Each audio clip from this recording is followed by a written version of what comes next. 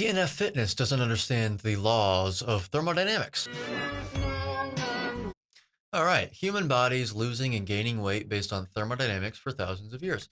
Well, a little misleading, only because of missing context. So really, what TNF Fitness here is talking about, we all know that if you're a fitness coach or a nutrition coach online, then you clearly know what you're talking about, right? You know everything about everything, diet, health, um, fitness. Sometimes they don't even know that, et cetera, et cetera. So yeah, they must be right. They must be right. But anyway. Um, this is only part of the picture because you're really referring to the first law of thermodynamics out of the four that there are.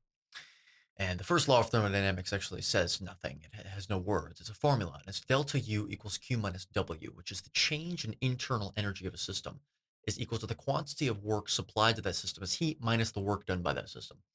And it is exclusively applicable in full, that's the key, to closed thermodynamic systems. So systems that allow for the flow of energy in and out of the system, but not mass. Okay, that is the key. And the reason that we know that formula is really exclusively intended for closed systems is sufficient to describe energy transfer between a closed system is because there's an explicit exclusion of mass from the equation. So that's something that really needs to be addressed here. So why do I bring up this distinction? Well, there's a distinction between closed systems and open systems. And you know what? We'll just go ahead and take that off the screen real quick so I can talk to you a little better. There's a distinction between open and closed systems. So there's only one distinction, but it is a significant distinction. Again, closed systems allow for the flow of energy in and out of the system, but open systems allow for the flow of energy and mass or matter, something real and tangible in and out of the system. Human beings are open thermodynamic systems. Now, what does that really mean? It means that we do allow for the flow of energy in and out of the system. For example, we release calories. That's why we have body heat. But we also can sort of not consume calories. That's not a thing. But we can absorb photons from the sun, for example, which are effectively calories whenever they're made manifest, and they can have an effect on our metabolic rate. They can at least have influence over our metabolic rate. Again, effector versus influencer discussion.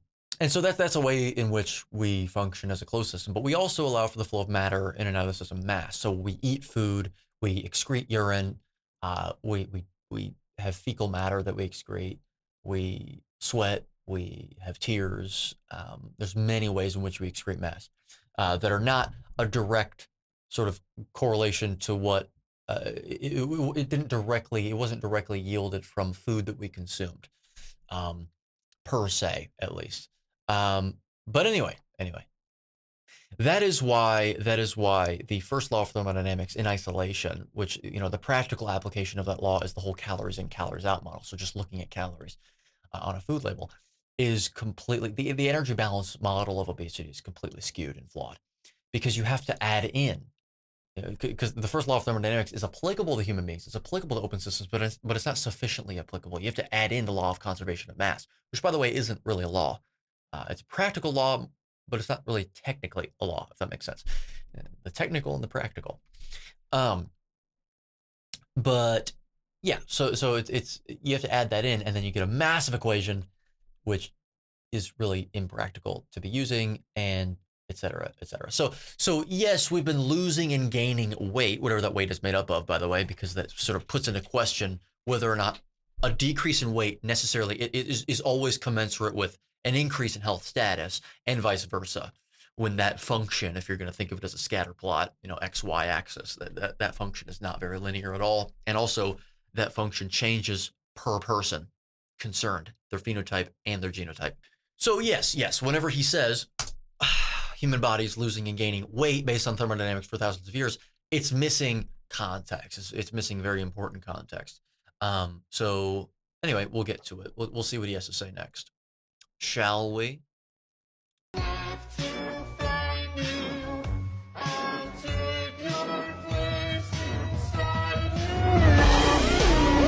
21st century Karens, calories don't dictate weight loss. Right, okay, so you see how you just put calories into this. whenever I don't think I would venture to guess you don't actually know what calories are. I could be wrong, but you clearly don't know even if you know what they abstractly are, definitionally, you don't really know practically what they are. Calories are the amount of heat required to raise the temperature of 1 gram of water around a closed thermodynamic system, also known as a bomb calorimeter, once again, by 1 degree Celsius. Typically, what's referred to as kilocalories, not actually calories. If it's kilocalories, then it's 1 kilogram of water, not 1 gram of water.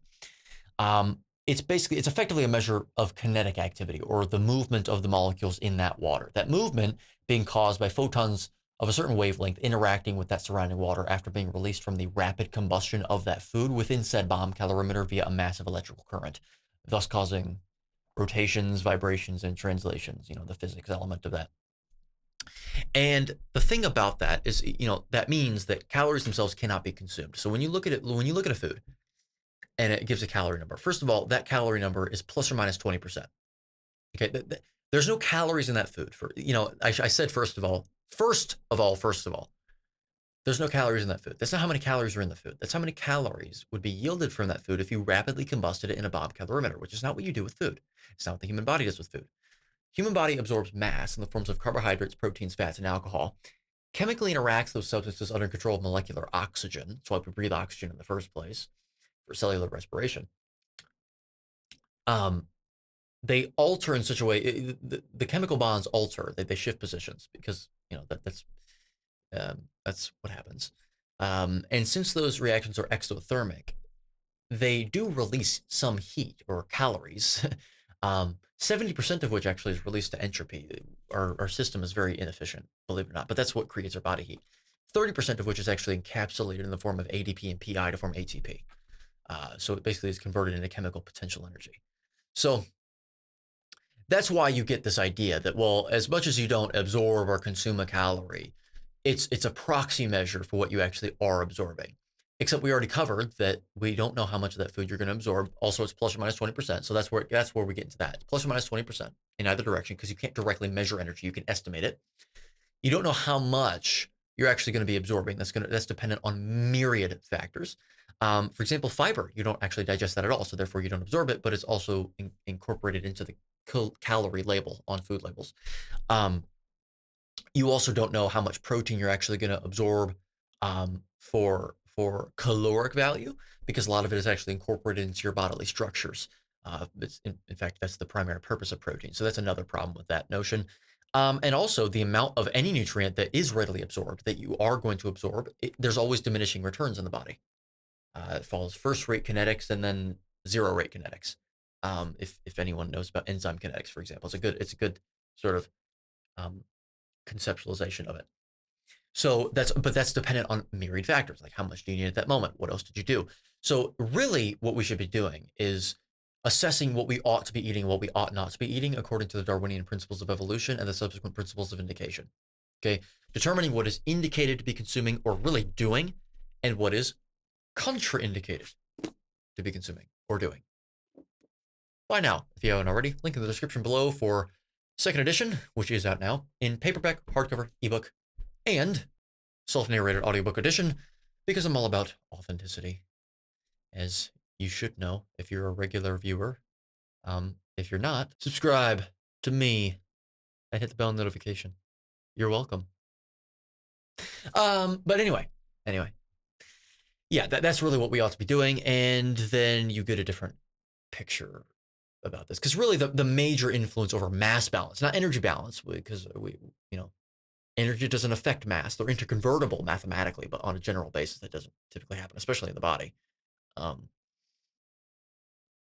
But anyway, if you're wanting to affect and influence mass balance most significantly, it's really about hormones, and that's highly influenced by the macronutrient composition of your food, but also inflammatory status. But that goes to a more broad notion of, like, the actual components in full, not just macronutrients, but also micro components of your food, and also lifestyle and all that stuff. So this is why this is a gross oversimplification, and I understand gross oversimplifications that here's what I have to say. There's a difference between gross oversimplifications that actually sacrifice necessary context, and then an oversimplification that is not merely an oversimplification, but is just a perversion of what's actually true. Like it's just false.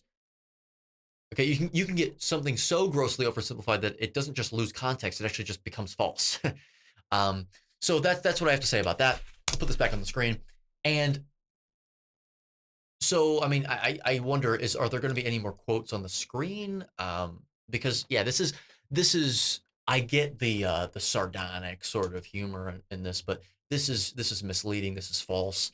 Um, the implications are false. He hasn't actually made any direct claims, except for, well, I suppose he did in the beginning when he said that we were losing weight based on thermodynamics, which was like a half truth. So anyway, okay.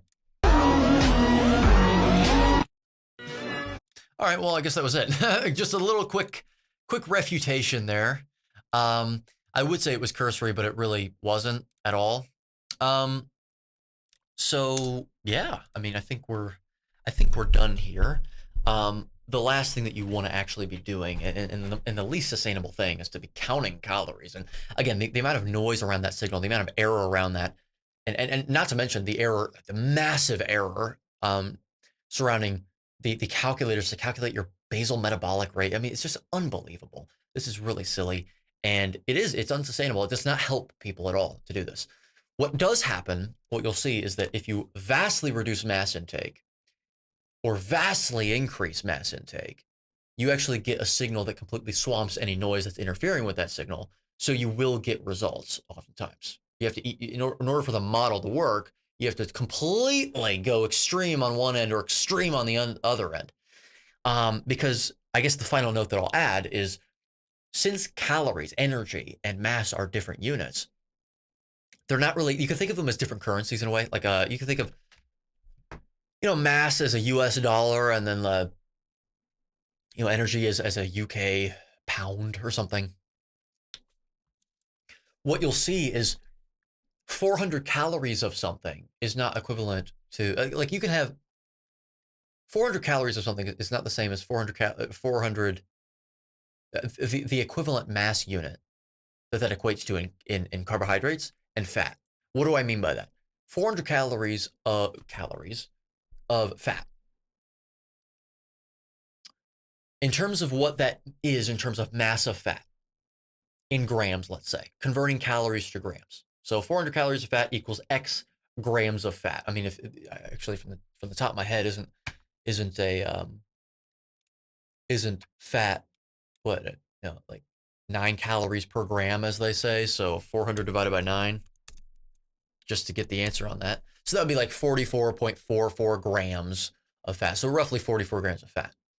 Okay, so that's the mass equivalent. And mass is actually what your body works with. Well, then you take, for example, carbohydrates, which, well, are 4 calories per gram, as they say. Well, 400 calories of carbohydrates is 100 grams of carbohydrates. So you've got 100 grams versus 44 grams. So it's not even the same. And they know that. They think, though, that's how they cheat the system. Well, if you just eat a bunch of carbohydrates, it doesn't matter the mass intake. It matters how much it equates to in calories. But that's not what your body works with. So no, you don't consume a calorie. You don't absorb a calorie. It's a completely different unit, and the body doesn't recognize it as a calorie. That's not how that works. The calorie model assumes that every single thing that is absorbed by the body is, first of all of it's absorbed, all of it. And also, it all goes to effectively the same places. But your hormones influence most heavily where that substrate actually goes. Is that substrate used to release a bunch more calories through metabolism of it? Or is it not, because it's stored because you've got a high IgG ratio? It's just something that it's a gross oversimplification. And frankly, calling it a gross oversimplification is giving too much, it's lending too much credence to the idea. It is a very, very, very faulty model. And I would say I wish it were true, because simplicity is always something that we look for. However, in a backwards way, horseshoe theory is very real. It gets so simplistic that it becomes complicated.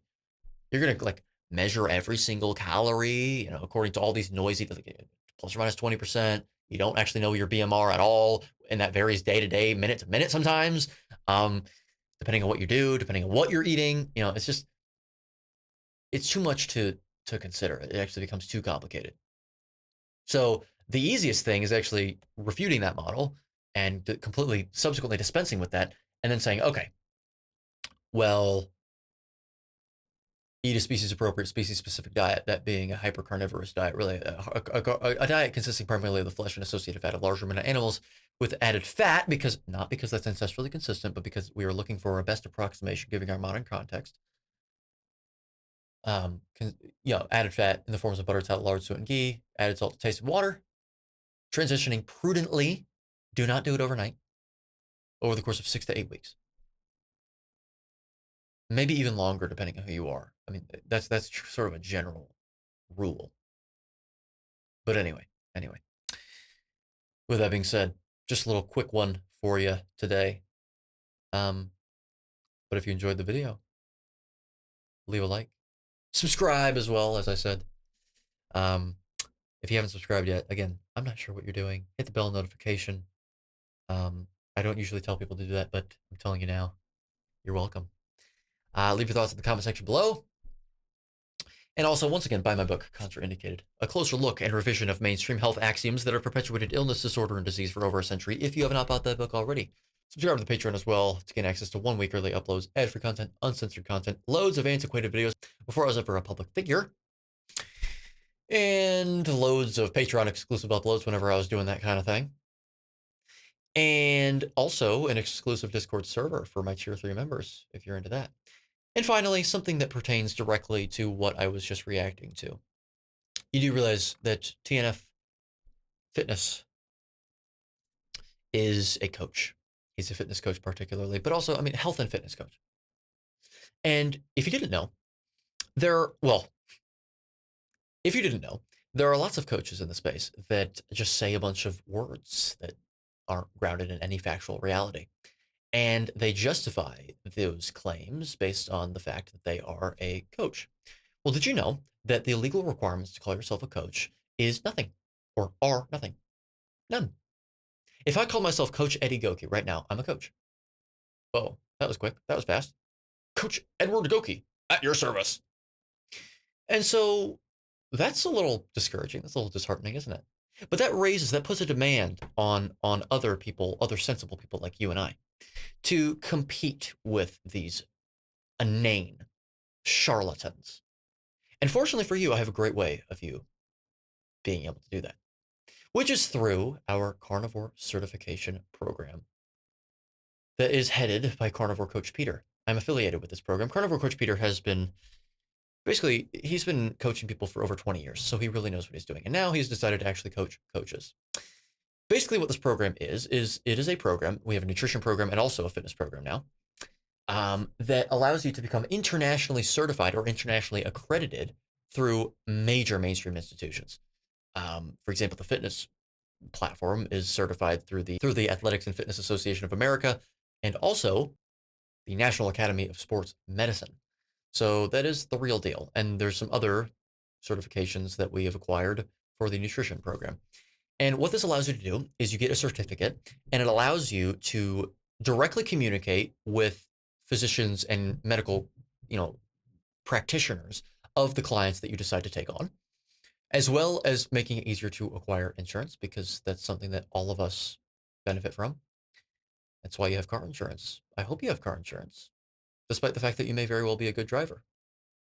So anyway, no, it's highly recommended that you do that. And you are actually able to do that because you have done something that has garnered credence to you as a coach. Because as much as it is a fallacy to appeal to authority, it doesn't change the fact that people still are going to do it. So you might as well make authority mean something. And so I would highly recommend you get certified as quickly as possible so that you can compete with these morons. And so people can't go, oh, well, he's a coach though, because he said so, when they don't even realize it's because they just said so.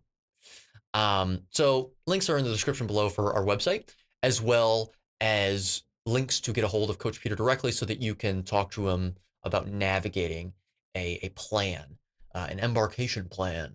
So go ahead and do that.